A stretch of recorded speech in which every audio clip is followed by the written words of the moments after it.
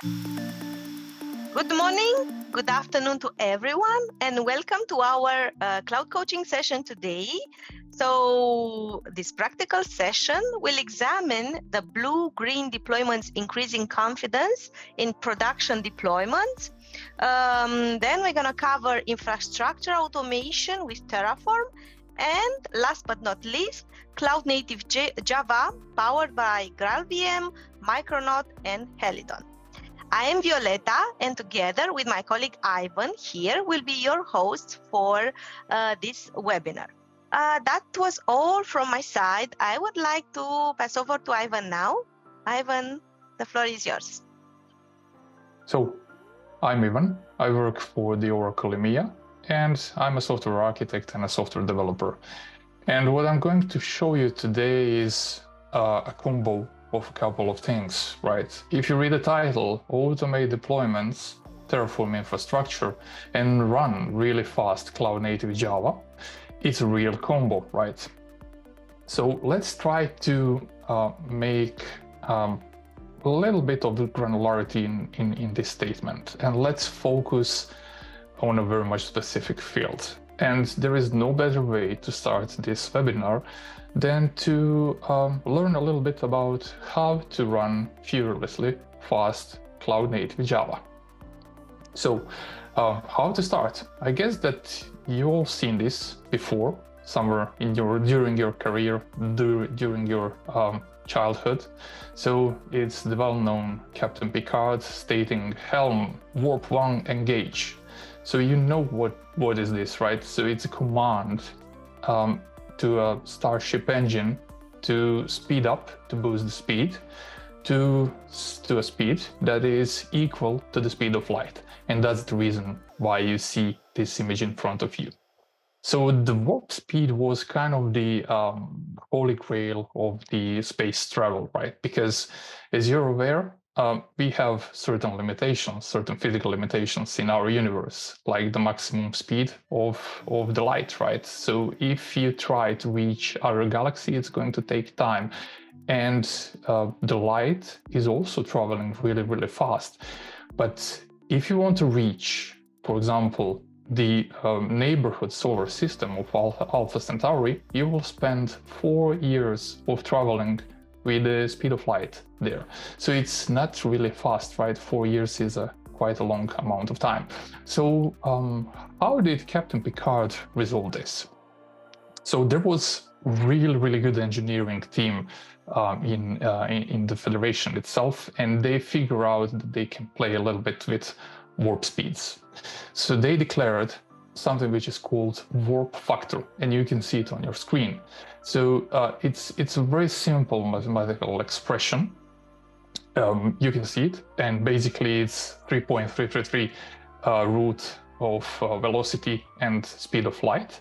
So if this is a warp factor, and if v is speed of the starship, and if c is speed of the light, then based on the speed of the starship, you can easily calculate your warp factor. To be able to understand it a little bit easier, let's look at this table here. So you will see, just give me a second to see if I can put highlighter. I can. So if the starship speed is equal to the speed of light, basically you're traveling with warp 1. And in general, the amount of time that you need to travel to the Alpha Centauri through the space with this speed is 4.33 years. So not a good one, right?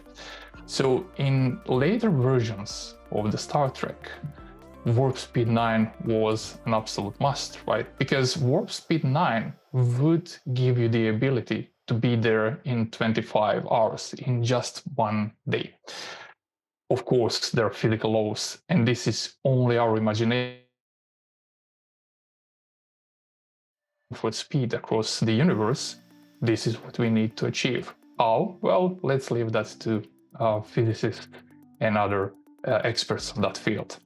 So in general, the logarithmic scale is really tough one, right? If you are not near the speed of light, you're really, really slow, and it takes more than 10,000 days to reach the destination.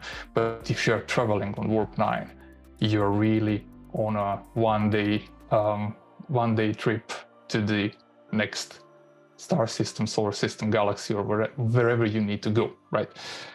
So we declared something in the headline like how this can be helpful for the Java itself. Well, I have a good example, and many people ask me so far, what are the Java benefits, and how do you think, and what do you think about the speed of the Java? So I decided to build a small demo that's going to help us to travel with a warp speed across the universe to find a very simple answer. How much habitable planets similar to Earth we have in our neighborhood? So let's try to figure it out. So if you've been following maybe the recent news about the discovered planets, solar systems, and Earth-like exoplanets, then you're probably aware of something like this. So this is really cool NASA picture, and it describes very easily something which is called Habitable Zone. So our sun is really G star star. So there is a classification with the letters by density, by color of the light per each star. So we are somewhere in the middle, right? And you see that our sun is really yellow, right? And there is a good orbit around the sun, the green one, that is habitable. How do we know that? Well, we have a proof because we are alive just in this zone, right? In A star type of the star, the habitable zone would be a little bit broader or away from the sun itself, and the M star is really this red, dark red star here, where the habitable zone would be much closer to the star itself. So there you can sense that there are a lot of parameters. And if there are a lot of parameters, is there a better way to calculate this than to use a little bit of the programming, right? So let's give us a task and let's figure out how many habitable planets and stars and solar systems we have in multiple galaxies. So I prepared this slide, and obviously you can see some Java code in front of you, and it's fairly easy, right? I have just 3 methods. So in calculation of the inner habitable radius, so in general, this is the calculation of the green zone from the previous slide, right? So it's a formula, so you don't need to figure it out how it works, but these are this is the essence of the exploration of the habitable zones. These are the factors that are being using in the real life testing. So in general, you calculate inner habitable radius and outer habitable radius based on the luminosity of the star. And then you can figure out if the planet is habitable by comparing masses and temperatures. Okay, and all this combined will give you a certain answer if a planet is in habitable zone or it is outside of the habitable zone. And of course, my goal, your goal, is to find as much as possible of the exoplanets in habitable zones, right? Because we believe that in every similar environment, similar to Earth, there might be another type, there might be another version of the Earth-like planet with potentially life. So this is how you traverse a little bit of the stars, and this is how you transfer, or this is how you transfer that kind of knowledge to the exoplanet itself. So now that you declared if the star is habitable, if the star is having habitable planets, now we need to compare the exoplanet, okay, the newly discovered planet, with Earth, and we call this ESI, which is basically similarity index. So Earth similarity index, which is based on the radius, density of the planet, velocity, and the temperature, and everything is compared with Earth, right? And this number gives you the probability or gives you the percentage of the similarity to Earth. And everything above 0.8, so 80%, is considered to be quite a good one, right? It's really similar to the Earth. So potentially it is inside habitable zone around star, and all the parameters that the planet is having, like the radius, density, velocity, temperature, and many more, if they fit above 80%, then you are pretty sure that this planet is having really good chance for life development.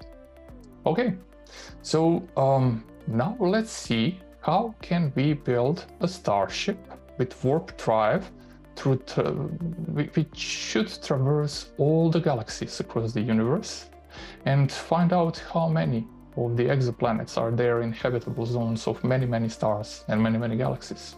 So let's see how it works. So Starship Architecture. It's not actually Voyager, it's not actually Enterprise, but these components are going to help us to traverse the universe and find habitable planets, right?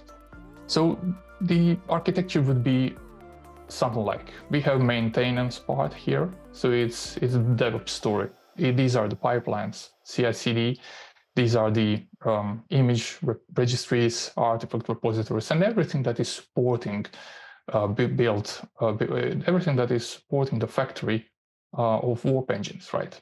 And on the right side, we have Kubernetes cluster, which is going to be really good container environment for our warp drives. And I built for you three types of warp drives. The first one that you can see here is Micronaut code running on GraalVM native image. This one is pretty fast, so it's using the same algorithms that you've seen earlier. So it's going to travel across the stars. It's going to calculate how many exoplanets it has, and it's going to be pretty fast in the process. How fast? Well, we will see that in a benchmark. So the second type of motor, of warp drive, of warp engines, is Helidon. So I will get back to the technology itself, but this one is a little bit different from the first one because it's not using Micronaut, it's using the other microservice framework. It's called Helidon. It's produced by Oracle, and it's running on the GraalVM, which is quite a good, significant performance increase. And there is a third type of the engine.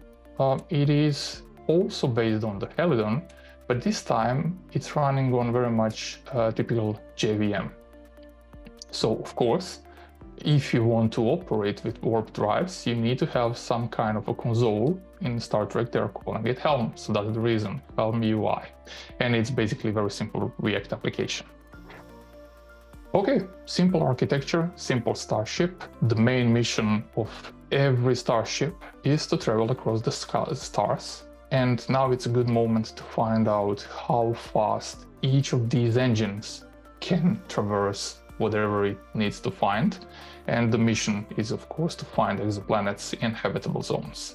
So you will see the code also for the Micronaut application, for the two Helidon applications based on the different JVMs, of course, because you see, it is inside Kubernetes cluster, so you assume correctly that everything is containerized, and it is. And our mission today is going to be to showcase you how fast each of these engines can be. The second mission is going to be, of course, to build the starship. So we will use Terraform for that one, right? So we will Terraform CICD pipelines, and we will Terraform container engine for Kubernetes. And then the CICD pipelines will create these deployments here in containers running on top of Kubernetes to make search really fluid and fluent. Okay, let's continue. So for you, if you are not familiar with Helidon, so in general in microservice world, you have a couple of frameworks, and I personally like a few of them. And I will show you some basics of the Helidon, some basics of the Micronaut, and some basics of the GraalVM. They're all here to run Java blazingly fast. How? Well, we will see this in the benchmark, what engine is the fastest one. Helidon itself, it's kind of already mature product, so it's really lightweight framework for microservices. It combines really good practices from the Java Enterprise or Jakarta Enterprise world together with the micro profile, and it's quite an awesome stuff. We have fairly good and big team in Oracle of developers who are developing the technology itself, and you will see it in the action. The other pillar of the microservices is Micronaut. I like this one also because it's a little bit different from very much typical micro profile. So Micronaut is also open source microservice framework, but this time it's not based on the micro profile. This time Micronaut is really focused on its own APIs, much similarly to the Spring Boot, maybe I can say it like that.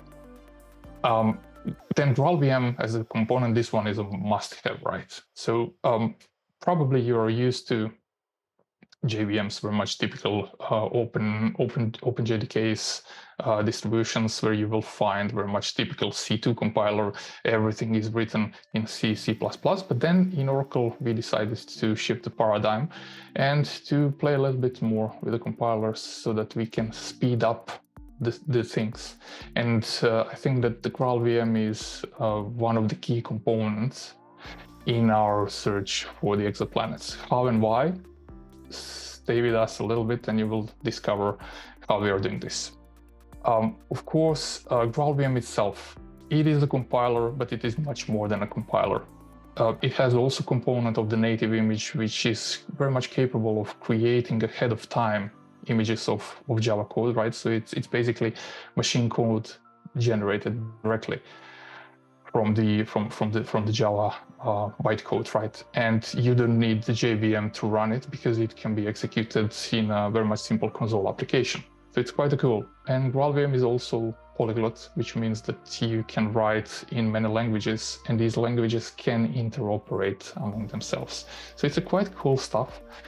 It's also built as the open source product and also with the enterprise edition, which is having support. Kubernetes, I think that I don't need to spend too much time on that, right? So Kubernetes, it is the baseline for my personally every future architecture because it's really battle tested, it's mature, and it gives you the perfect feeling of managing kind of complex microservice environments.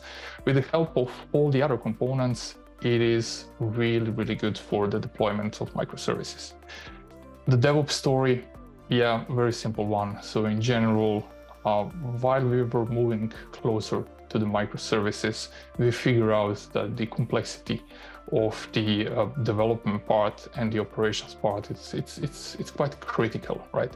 So many emerging technologies, such as, for example, infrastructure as the code and similar stuff, they all require a bit of the knowledge. So I think that in microservice world, people who are declaring themselves as DevOps guys, they're really the main and most crucial, I would state, team member in the team, because they have the skills how to adapt to the infrastructure, whatever the infrastructure under the hood is, some kind of a distribution of the Kubernetes, or maybe very much pure physical virtual machines or something like that, and how to adapt the code to that, right? And that's trick, and that's a challenge that we will be doing also in the third chapter, which is going to be called automated deployments. But for the first step, I think that it's very much clear that we need to do or that we need to create infrastructure. So it's a good time to create the infrastructure. So supporting infrastructure for a typical microservice project is not a small one, and you will find many components there, right? So basically what we need to create today using Terraform is the OKE cluster, right? Some kind of identity and access, some kind of the DevOps pipelines, some kind of a networking, some kind of a physical machines that are going to serve the OKE cluster, some kind of the governance, right? Together with the encryption, together with container images, together with the block volumes, together with a load balancer, right? It's quite a complex piece of equipment to get your warp speed running. And you could do it by manually clicking on the user interface, right? It's not a problem.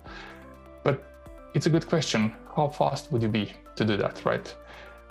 Rather, you would probably go with something which is called Terraform or something else which corresponds to the infrastructure as a code concept.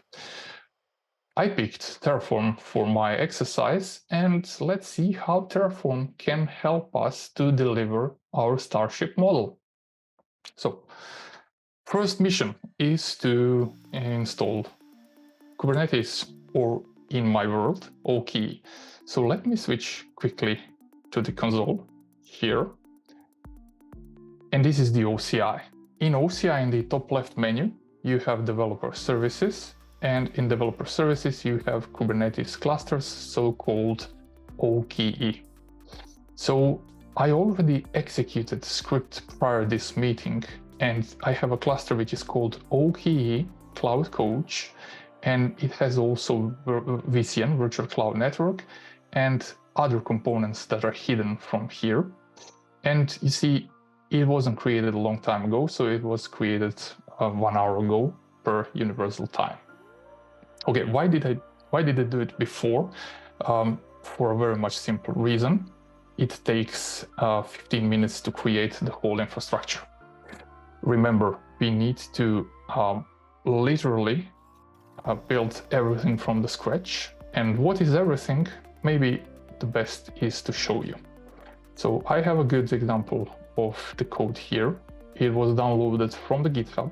The code will be shared with you, right? So if I show you the GitHub pages, so everything is located here, and this link is going to be shared with you. So no worries, you don't need to type it all, or you can also just Google it and try to find it. So I've cloned the repository, and the repository is here, and you can see that our application or our solution, Warp Speed Search for the planets, is divided into two big parts. Let me increase the font a little bit. It's divided in application and infrastructure. So now in infrastructure, if you open setups, you will see that I have two setups. One is to create Kubernetes, and the second one is to create the DevOps. Now we are on the first step of creation with Kubernetes. And if you open main.tf, which is basically the main file that is responsible for the creation of everything, you will see that it's using multiple Terraform providers like the OCI, like the Helm, which is basically the package manager for the Kubernetes, and the Kubernetes itself, which means that I will be able to Terraform everything in OCI domain. I will be able to install ingress controller for the Kubernetes with Helm, and I will be able to create namespaces. And this is all required as prerequisite for this kind of workshop and a lab. So the document is quite big. So you see we are creating VCN. It's fairly simple model, right, with a couple of parameters. Then I'm creating OKE cluster, still fairly simple model with mentioning endpoints, load balancer subnets, node subnets, you name it, right? Basically everything that you need to declare in a Kubernetes cluster, it's there, right? And there is a lot of other stuff. For example, I added my custom DNS records inside. You will find other stuff like installation of the Nginx ingress controller, declaration of the secrets for the image repository, and so on and so forth. So I don't want to be boring, but you will be able to find the code there. So Terraform is really, it's really easy to start technology, right? Because literally sometimes you need to just declare what is the provider here, and then write something like, okay, I have a resource, and this resource is reservation of the IP address, and this is it. It's going to work, right? You need, of course, declare other stuff such as compartment, your identity, and similar, but it's fairly easy to start. But while you're building more and more complex environments, your Terraform is going to become more and more complex also, right? It's going to be longer. But the beauty of the Terraform concept, and in general of any infrastructure as a code concept, is that it is very much reproducible on different environments, on different situations, different compartments. You can easily replicate your environment and test some changes and then destroy it, and it's going to be still fast. Why it took 15 minutes? Well, in general, majority of this time is spent in a creation of the OKey cluster, which is basically not an easy component itself. OKey is having control plane, which is comprised of 3 master nodes. So somebody needs to create all of this stuff and install all the necessary components on top of that, right? So basically, when I ignited the creation, it was very easy one. So let me show you just a quick start of the whole stuff. So there is a lot of stuff to be loaded and executed. So in general, the command is fairly easy. So the first command was in installation of the providers itself. So you can use it, you can see it here. So it was Terraform init, and this was responsible for initialization of all the necessary libraries that Terraform needs to use regarding Helm, OCI, and Kubernetes. And after that, I did something else. I called the method which is called Terraform Apply, and I gave it some variables in some file, right? And in general, this is what happened. So Terraform calculated everything what is going to be created, including the domain names. And you can see Warp Engine, Native, Cloud Coach, My Domain, and so on and so forth. So many of the stuff was planned. And after I accepted yes, so let me show you where the final yes is. Okay, enter value yes. And after I clicked or pressed enter, so Terraform was executing line by line in a very much specific order, creating, reserving IP address for the load balancer, creating VCN, creating security lists, creating OKey cluster. So in general, approximately 9 minutes it took to create OKey cluster, and then creating node pools, and then installing the Nginx ingress. So quite a complex stuff. But luckily, the result of the whole process is fairly visible, right? So if you go and refresh OKey Cloud Coach, you will see that I have the one here, and that I can press Cloud Shell, for example, and that I can press Access Cluster.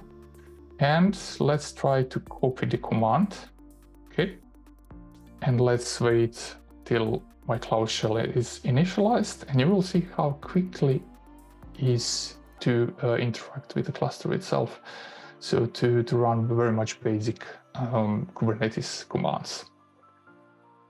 Okay, so this is my remote machine called Cloud Shell.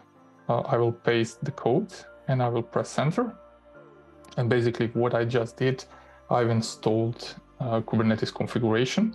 So when I press kubectl and get pods, this is going to return the list of the pods that are already running in the cluster. And there are 2, right? And these 2 are fairly related to the Nginx ingress, because remember, Terraform created also this part for us. The ingress, it's just a reverse proxy, and basically it protects Kubernetes deployments, and it divides Kubernetes internals from the externals, and you can do some URL rewriting, some basic operations with the Nginx, like the throttling, rate limiting, logging, and everything else, right? So it's quite good to have it.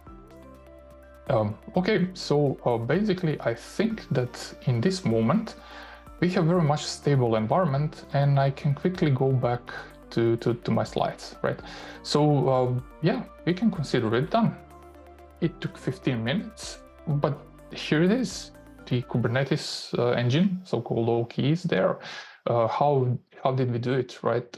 Very simply, we executed Terraform code that was provided to us. So in general, you will always be able to find the code itself on the GitHub account on the very much specific address that we are going to share with you, right? So this is the one, including the bits and bytes or very much specific steps how you can reproduce it, right? So let's get back here and let's figure out what is the next step to build a Starship. Oh, the next step is now we need some kind of the CICD pipelines. So somebody needs to deploy something to the Kubernetes. You can do literally everything manually, but of course, do you want to do stuff manually, right? I know that probably you're already using Jenkins and other tools from the CI and especially CD perspective.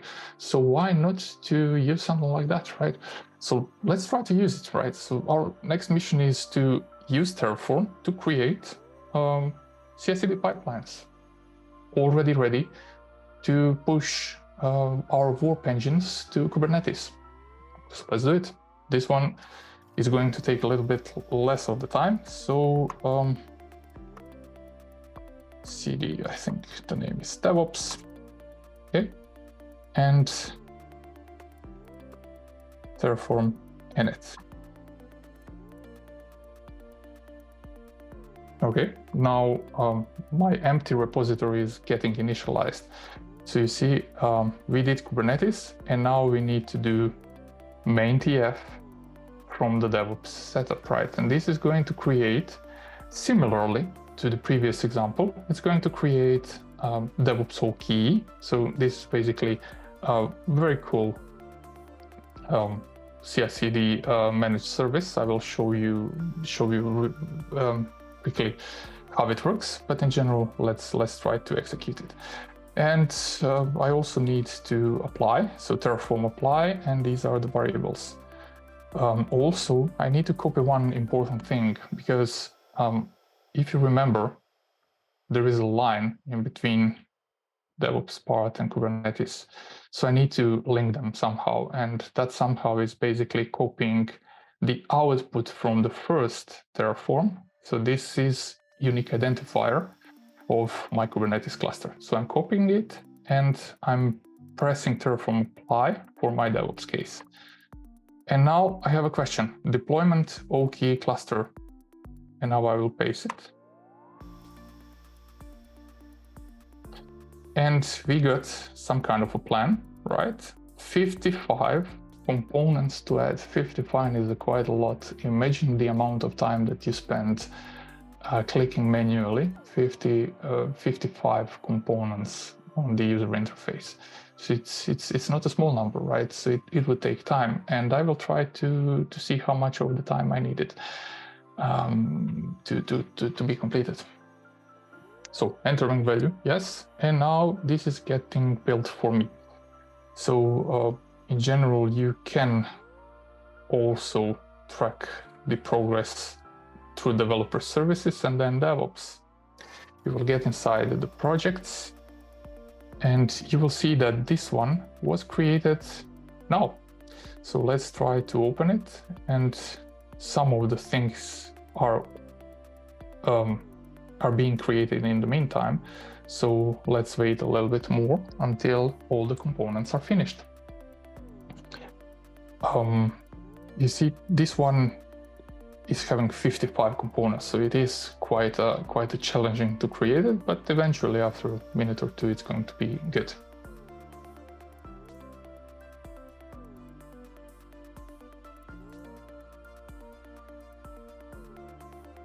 And after this one is getting created, we have some good stuff to be pushed to the repositories there. You see Helm UI and 3 warp engines. So remember our architecture, the picture, right? It was one user interface and 3 types of warp engines. And this is what we are going to push to the Git repository of the DevOps, right? Of the stuff that is being created for us. Good. 55 resources created, which means that if we now go inside our DevOps project, let me start again. I will minimize this and I will increase a little bit font so that you can read it better. So this one was created, and we have a couple of things there.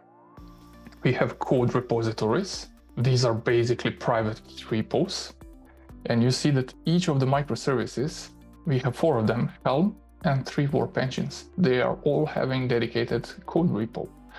They all have also the build pipeline, dedicated one. What is a build pipeline? Well, it's a pipeline responsible for packaging our solution in a Docker container, for example. So Helm is going to be built in one way, right? It heavily depends which language you're using, right? But in general, if you see, I have a step which is called managed build here. And if you view details, and for example, if we edit stage, might be a nicely graphical user interface, you will see that I have something which is called build specification YAML file, which is basically a collection of Linux commands that are responsible for building and potentially testing my workloads, and the workload is Helm itself, right? So this would imply that primary code repo, and you've seen the primary code repo because it is a part of the DevOps service, is having this kind of file here, and that the file is there to explain to the system how it should be built, right? So if I go in Visual Studio Code, if I find my Helm UI, you will find build specification YAML file. So here it is. And yeah, it's a YAML file, but literally it is a bunch of the bash commands, right? Shell is bash, you can see it on line number 4. And line 17 to 20, these are the lines how we are going to build React application in a Docker container, or in general in a container. So I gave some name of the image, and this is the most important one, Docker build, tagging it with a name, and I'm passing some arguments here. You will see it a little bit later in the action, and then some of the tagging and so on and so forth.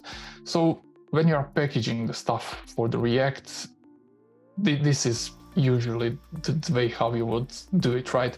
You have multiple multi-step Docker file, which means that this one is responsible for a creation, for a compilation or transpilation of the React, and the second one is the Nginx that needs to serve compiled React code, right?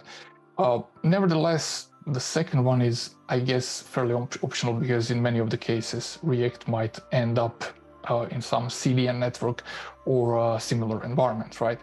So, but for an example, it's going to make some use.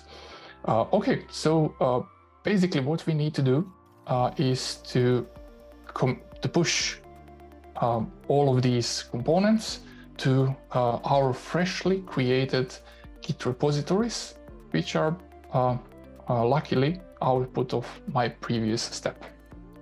So let's try to push these, and yeah, I will enter the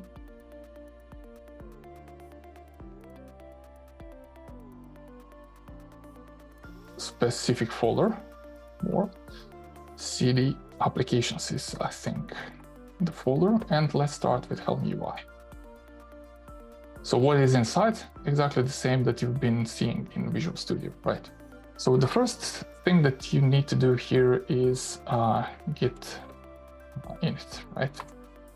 And after git init, we will be adding remote, but this remote is going to be pointed on the URL that I'm copying from the above.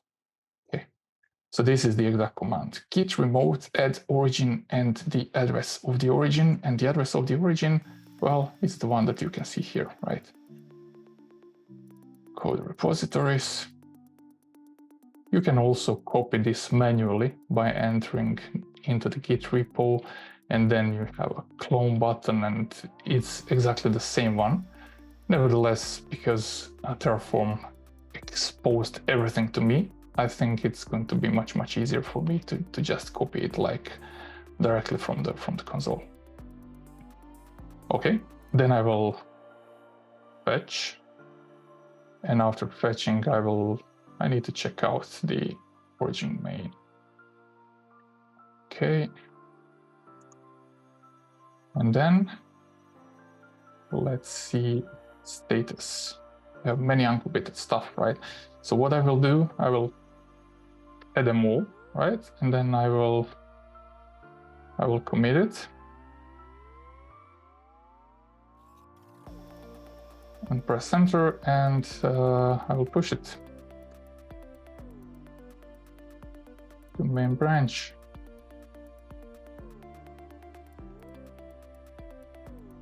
Okay, so it's pushed. So now we can see what is happening in our DevOps pipeline. So let's go back in the DevOps root and let's go in the build pipelines. And you will see that I have 4 of them, and this one is pretty much important because we are now working on the Helm. So let's see build history.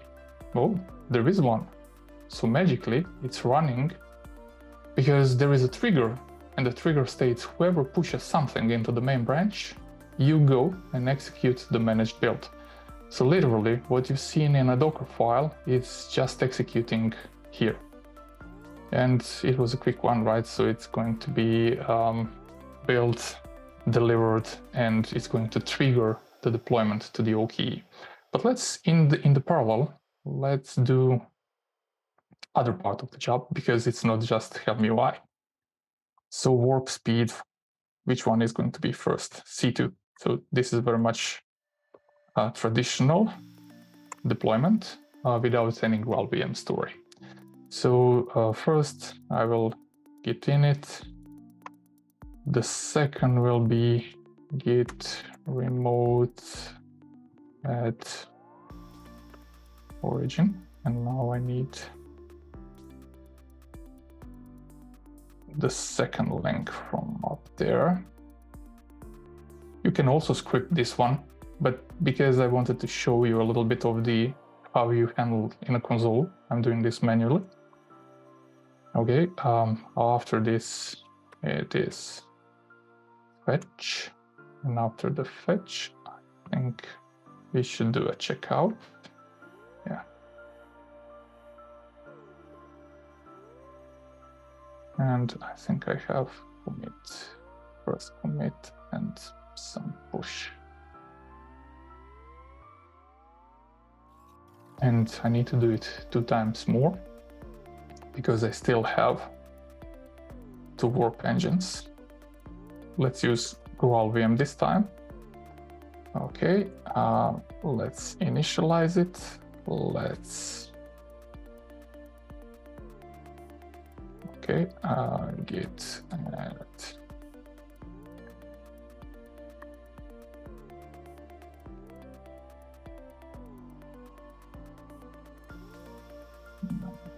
To go upstream to find out Graal.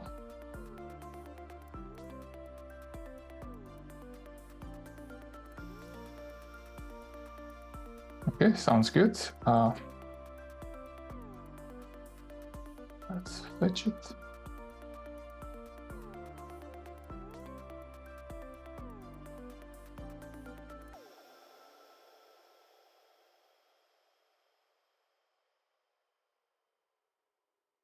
Let's push it.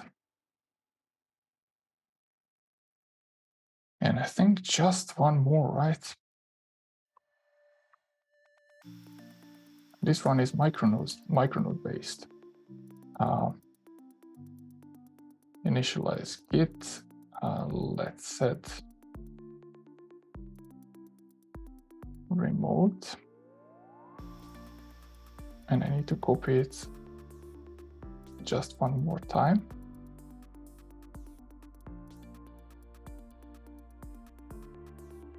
Native, good. I think we are good. I will fetch it. Let's check out it. And first commit, and then push. Hopefully I did it right. Let's see what is happening into the system. So I have build pipelines and I have build history. And you can see that 4 tasks are coming up. So the Helm is in progress, Warp Engine, Warp Engine on GraalVM, Warp Engine on C2, and Warp Engine on Micronaut native. They're happening in the meantime. So good. I think that we will wait a little bit until the pipelines are finished, but in the meantime, I have a good picture. What are we doing currently?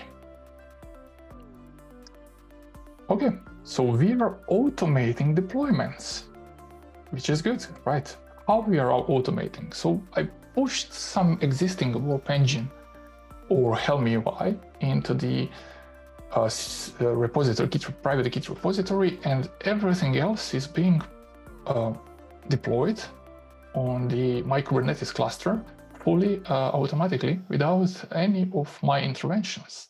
We will see results in a couple of minutes, but let me show you quickly what is the OCI DevOps service.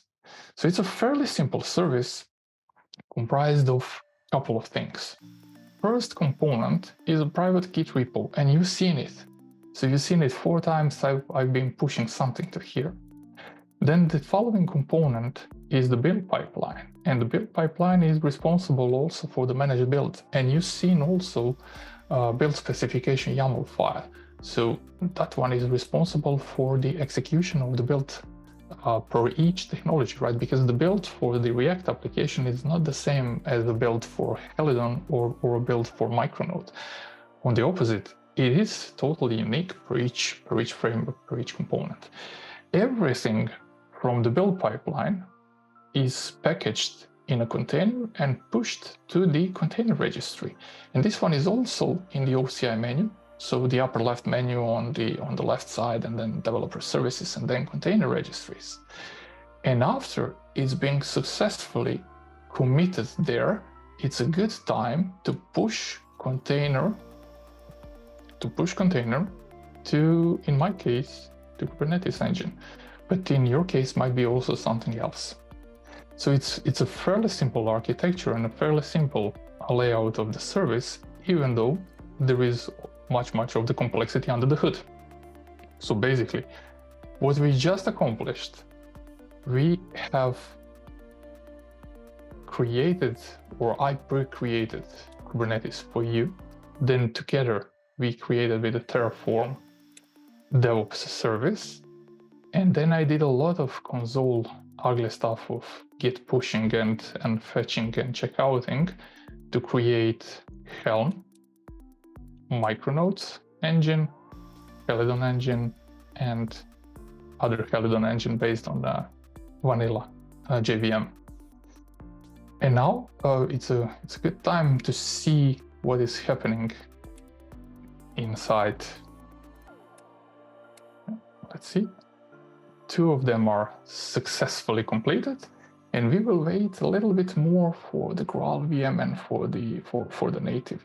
In the meantime, we might challenge Warp Engine through the Postman. Let's see how it works before jumping further. This demonstration will take a few more minutes, and I know that we are approaching to the time limit. So if you have some of more spare time, stay with us there, or not, since the video in general is going to be published on the channels mentioned in the introduction of our call, you will be able to see the finalization of the workshop also there. So I will switch quickly to the Postman, and let me find if I have a good example already. Let's try to see Warp Engine, and I think that the C2 was first. So this is the host name that the ingress maps my service, right? Warp Engine C2, Cloud Coach, my domain, /universe, /traverse. So when I press send, hopefully I will get some result. So it would be directly from the container, and I have some results, right? So in general, my Warp Engine was able to find 29 planets and more than 1,000 habitable stars in 3 seconds. So it takes 3 seconds to traverse one simple galaxy to find these numbers. When we will be seeing other components, you will figure out what is the difference in between different JVM implementations. So let's see how it's going. Graal is also ready, and the native image is the last one that we are waiting. So when we will be finished with the Warp Engine native, I think that we will have a good chance to observe the total layout. In the meantime, because Helm UI is already there, let's open it. So it is Helm UI /Helm UI. I think this is the proper URL. Oh, it is a fancy and shiny LCAR system. So this is what you will be seeing in a Star Trek, so why not reuse it? And my Helm is nothing more than a benchmark who is going to run faster across the universe. But we will start running as soon as other components are alive. I've seen that the Graal is there, so let's boost him a little bit. Let's give him a warm-up.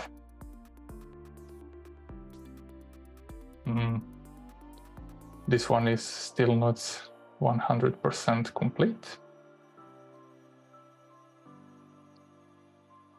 Okay, we will see where it's going. Okay, let's open my project and let's go in my deployments.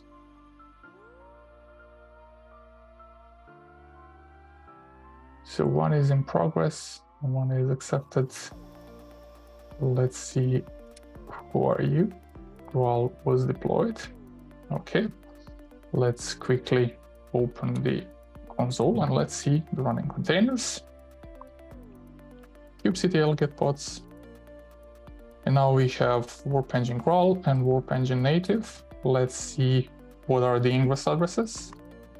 kubectl get ingress. Okay, Warp Engine Warp, I have it here, 2 minutes, okay. Let's try to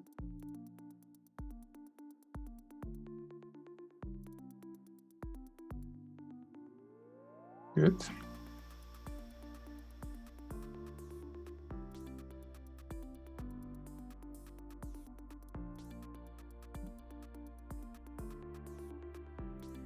Let's see what the Postman is saying right now.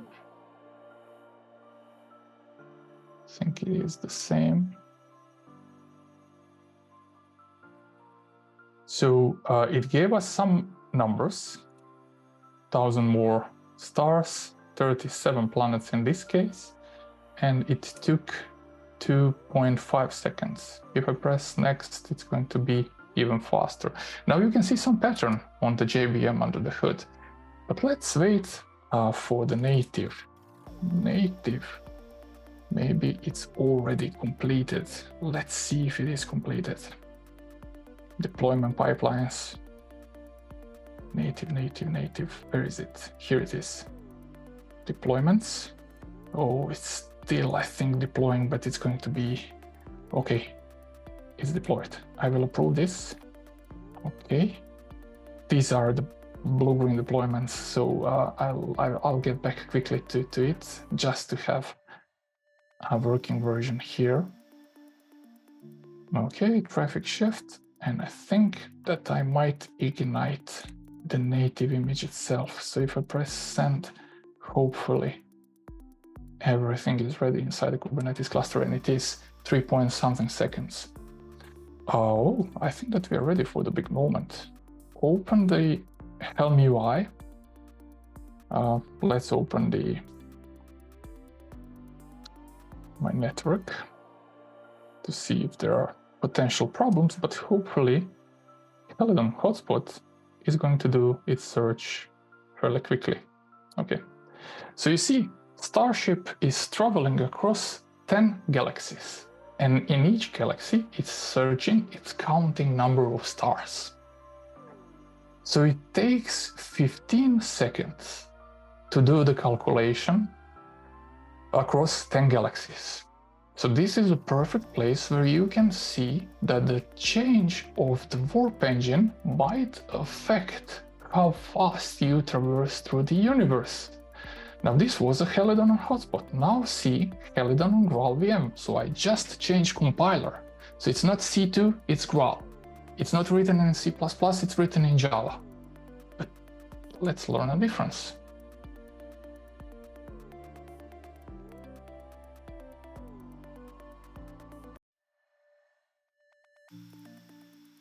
Ten seconds. Okay. And if I press Micronaut native, let's see how much changing of the warp structure affects speed of traversal through the universe.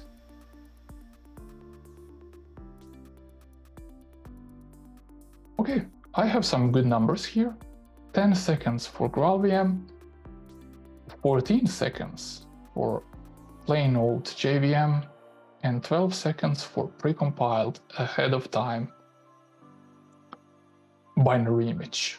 So now your good question might be, wait, what's the difference? So the code is equally the same, the code that traverses through the stars, but the advanced features of the inlining and optimizations in the GraalVM compiler are helping us to calculate exactly the same, but this time much faster. And it is significantly faster, because it is almost 30-40% of the boost just by changing a compiler. The Micronaut native was a little bit slower than the just-in-time compiler. Now you might ask me how this is possible. Well, it is possible because JVM is like a living organism. So it watches, it looks on certain paths, it applies optimizations on a running code, right? Because just-in-time compiler, don't forget that, is compiling everything to the not to the intermediate language like the bytecode, but it compiles to the machine code, right? And it's having its own caches where he's pulling them out, and it's basically it's kind of almost autonomous. It's watching its execution, and it's trying to improve every time in comparison with the last time. And the native image is fast with a very low memory footprint, because remember, JVMs are having larger memory footprint. So this one is really fast to start, but in general it doesn't have kind of embedded mechanism that can improve it. So there are ways like you can collect the statistics and then return to the compiler again, which is going to create this native image. But in general, I think that the winning horse or the winning starship of our race is Helidon on GraalVM. It would be the same if I've been using Micronaut on GraalVM in general, because it's not about the framework, it is about the underlying warp engine, and in my case, it is a GraalVM. So let's refresh it one more time and let's try to start parallel race, and you will see who is going to reach the endpoint first. This time GraalVM is on 10 seconds, 14 seconds, and Micronaut native is probably slower because some other workload is doing something on the worker node, but nevertheless you've seen the realistic result of 12 seconds here. And I think we can complete the story now, and might be a good time for answering some of the questions if there are questions. Okay, then let's jump to Q&A. Ivan, I see 2 questions already. Would you like to pick first one coming from Irma? Yeah, let me. Can the DevOps solution be used to manage development stages? For example, dev, what, pre-prod, prod. In general, yes, through the releases in between branches. So let's call it that way. So if you are targeting something which is fully automated, and that you need to click on the user interface, no. But if you switch in between Git branches, it can be easily adaptable to that scenario. And Irma, so time to deploy an application plus database from scratch takes at least 15 minutes. For instance, if we want to offer our application on Oracle Marketplace, shall we do it with Terraform or create an instance in advance? Both options are quite good. I've seen use cases with kind of images, but in general, if you're going to provide your application, and if your application is kind of heavily dependent on microservice paradigm, you will probably use something which is called stack. Stack is kind of the resource stack, the Terraform resource stack, provided with a service which is called Resource Manager. So the Resource Manager will hold your Terraform data, and Terraform will do everything for you. 15 minutes for a complex operational environment is not a long time, right? Because you know what is going under the hood. Try to figure it out how to install Oracle database or a Kubernetes cluster on 3 bare metal machines, and you will spend probably days, not 15 minutes, right? So that's the idea. You can go with both paths, but if you have complex architecture, then the stack or Terraform are going to be best friend for you. Thank you, Ivan. And there is one more related to Terraform. The Terraform script. Okay, the Terraform scripts you showed looked incredibly complicated.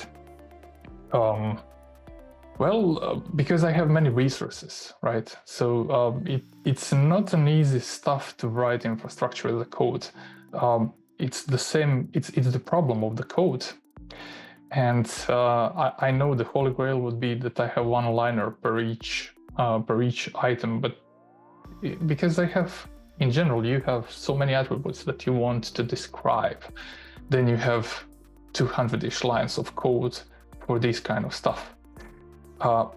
I think that it's about the learning curve also, because for me, it doesn't look like very complex because I have it probably in the head because of the experience, because of the previous experience. But in general, there is a learning curve. And more you've been doing the stuff on the Terraform, more and more it's going to be readable for you. Remember, it's always a bit problem of reading someone else's code, right? You always find it a little bit ugly, right? Because it wasn't written by you.